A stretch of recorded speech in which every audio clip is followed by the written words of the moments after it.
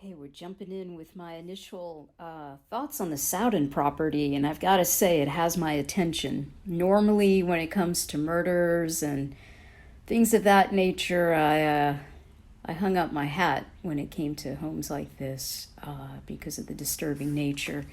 But I think there's definitely a connection here with a lot of the bigger components that are, I think, things we could weave together here. So, first off, I'm curious, is there any current paranormal activity on the property? That would be one of the first things that I'm curious about. Aside from the feeling that seems to be consistent, that sense of discomfort, if people haven't been quote unquote initiated, I noticed that was in the write up. But is there any current observable common paranormal activity in or around the property? And what are the most concerning areas? Obviously, the basement I know is suspect, but are there any other areas of the home that are calling attention? And normally, once I start zooming in telepathically, there's something in the far right corner that keeps grabbing my attention. So we'll come to that in a minute. I'm definitely interested in the architecture of this thing. It reminds me of Lovecraft Country or Get Out, where I do believe there are some strong Masonic, the Freemasonry. There's definitely ties to obviously the Mayan and ritualistic, perhaps even abuse and sacrifice. There are some parallels with the layout of the home and some just preliminary things I was looking at around the Mayan architecture and history. So that might be another area where a historian and someone could really just be able to draw the tight parallels between what we're seeing. Because form, fit, and function are really kind of what I'm looking at. Any design is going to create flow or resistance, which is the tension of reality itself. So these guys know how to bend time and space and energy, like they're vibrational alchemists when they're designing these things. So a couple notable things: the designer of the house, obviously Frank Lloyd Wright's son. Like, who knew about the son? So that right there, I started doing some research and had a lot of questions just about him, his father leaving California in that region and kind of handing over the reins to his son, mentioning that he liked the design of the house and how like the concrete bended like plastic, so they were definitely after something with the alchemy of concrete that becomes malleable. So elementally, there's something there. That Mayan revival style definitely has some energetic design behind it. Lots of rabbit holes we can go down there. And then the idea that there were these rituals, these initiations, the secretive nature of the home itself. And then I found a link here where the rabbit holes just went really deep. It was actually quite disturbing. I couldn't read through it all, but I did find this kind of correlation allegedly between George Hodel, the original owner of the house, and the designer, or his son, and then an abuse ring. So there's definitely something there. And then with the daughter, and then now the son coming forward with after the father's death, finding correlations with the Black Dahlia. And apparently some big names you're going to see, I think, are Marquis de Sade. He was a follower. And so I just started doing research around this. And then the Aleister Crowley, don't know the spelling. I do believe there's a lot of ritualistic things going on there. We'll see the parallels. But some initial notes just from this really great write-up. The Mayan revival, definitely important there, like why that design. You could see the descriptions: Raiders of the Lost Ark, Black Dahlia. Let's see, there's so much in here. We know that this is reminiscent of. I remember when I watched Eyes Wide Shut, right? This party thing, and yeah, that keeps coming up. These rooms, right? Secret rooms. Okay, the blocks are something we're going to talk about. The whole idea of these blocks is really important. And notice the comment here, plastic properties of concrete as material. Of concrete as material. There's something important around the alchemy of that. These feelings that people get of this balance of danger and comfort. When I was looking at the architecture, I'm looking at the design here. You'll see circled the number of steps, like any kind of design like this. I think there was 7 here.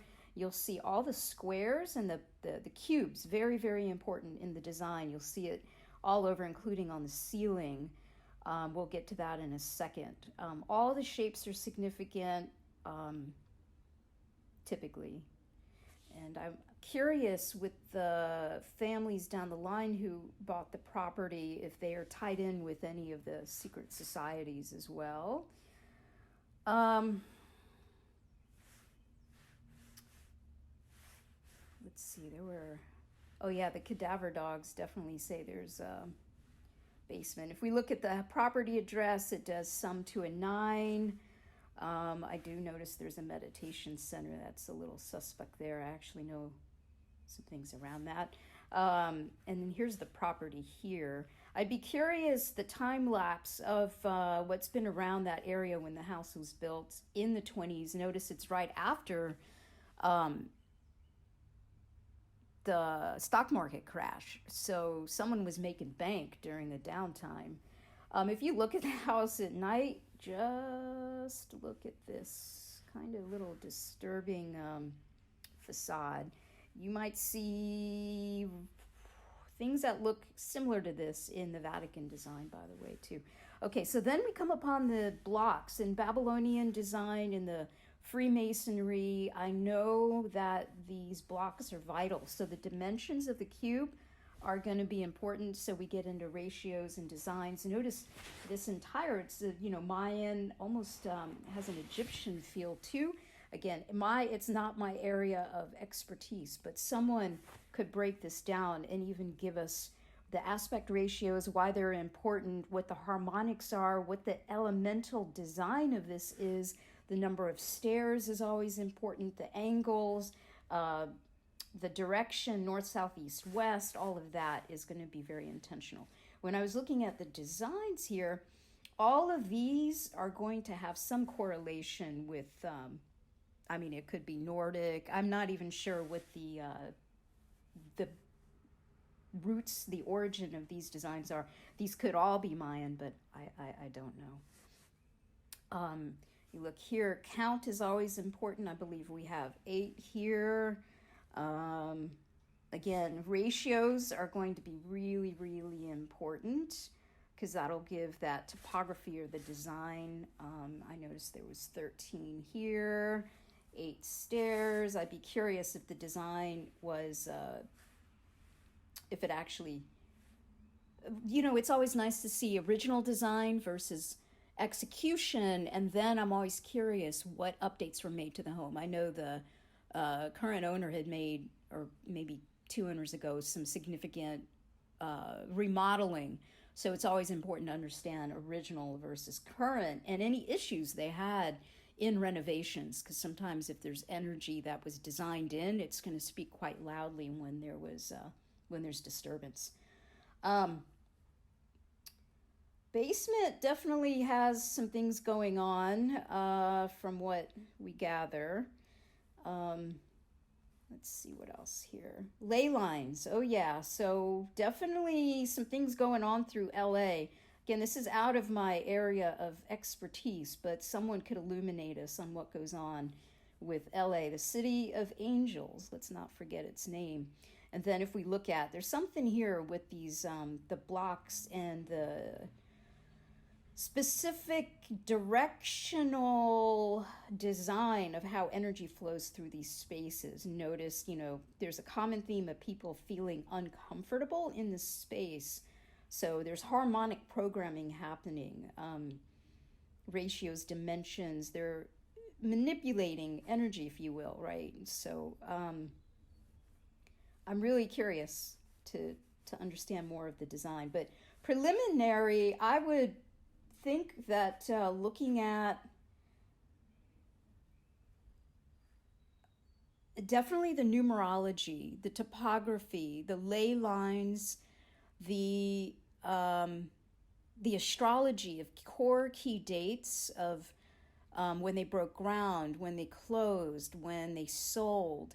We can look at astrological alignments and intentions behind those, understanding birth dates of the key designers and owners, running the astrology and numerology reports around that, understanding the hero's journey and the psyche behind this. And I think also then the secret society affiliations and organizations that any individual, any key individual in this is affiliated with. I will tell you, the Black Dahlia's energy starting to definitely connect with me. So there are secrets ready to be unveiled. And when I start to tap in like that, I'm open to the invitation of exploring this. There are some secrets that are ready to come to the surface with I call it divine intention. There are similar homes in the area that we could also explore, designed by Frank Lloyd Wright, and I'm curious if his son has also done anything else. I'm sure right around that area. Lots and lots of rabbit holes, though, to go down, but that's just an initial that I wanted to share.